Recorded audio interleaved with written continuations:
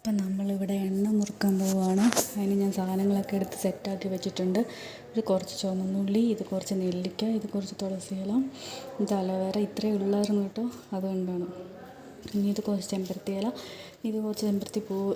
ഇത് നേരത്തെ കഴുകിയിട്ട് ഉണങ്ങാൻ വേണ്ടി വെച്ചായിരുന്നു, അപ്പോൾ വാടിപ്പോയതാണ്. പിന്നെ കുറച്ച് പനിക്കൂർക്ക ഇല, ഇത് കുറച്ച് ഇഞ്ചി, ഇനി ഇത് കുറച്ച് ചെമ്പരത്തിയുടെ മുട്ട്. ഇത്രയും മതി.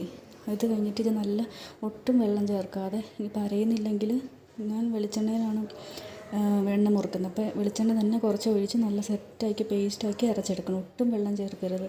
വെള്ളം ചേർത്ത് കനച്ച് പോകാനുള്ള ചാൻസ് ഒത്തിരി ഉണ്ട്. അപ്പോൾ ഇത്രയും ചേർത്ത്, ഇത്രയാണ് ഇപ്പോൾ അവൈലബിൾ ആയിട്ടുള്ളത്. അപ്പോൾ ഇത്രയും ചേർത്തിട്ട് ഇതിനെ നല്ല ഫൈൻ പേസ്റ്റായിട്ട് അരയ്ക്കാൻ പോവാണ്.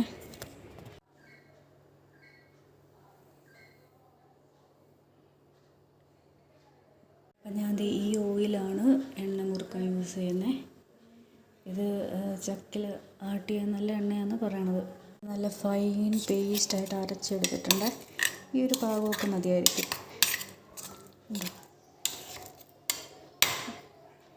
ഇനി നമുക്ക്, ഞാൻ ഈ ഒരു ഇരുമ്പ് ചട്ടിയിലാണ് എണ്ണ കുറച്ച് മുറുക്കുന്നുള്ളൂ. ഇത്ര ഒഴിച്ച് വെച്ചിട്ടുണ്ട്. അത് നേരത്തെ ചൂടാക്കാൻ വെച്ചതാണ്.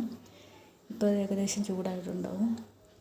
ഇനി ഞാൻ ഇത് ഇട്ട് കൊടുക്കുകയാണ്.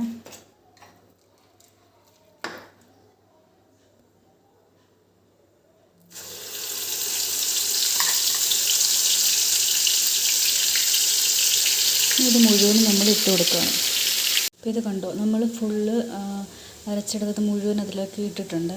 ഇപ്പോൾ ഇത് നന്നായിട്ട് ഇളക്കുന്നുണ്ട്. ഇത് എപ്പോഴും ഇളക്കിക്കൊണ്ടേ ഇരിക്കണം കേട്ടോ. എന്നിട്ട് നമുക്ക് അടിയിലൊരു കറുകറ സൗണ്ട് വരുന്നത് വരെ ഈ ഇട്ടേക്കുന്ന അരപ്പൊക്കെ ശരിക്കും ഇങ്ങനെ ആയിക്കഴിയുമ്പോൾ ഒരു തരി പോലത്തെ സൗണ്ട് വരും. അപ്പം നമ്മളത് ഓഫാക്കണം കേട്ടോ. എണ്ണ നല്ല പാകത്തിനായിട്ടുണ്ട്.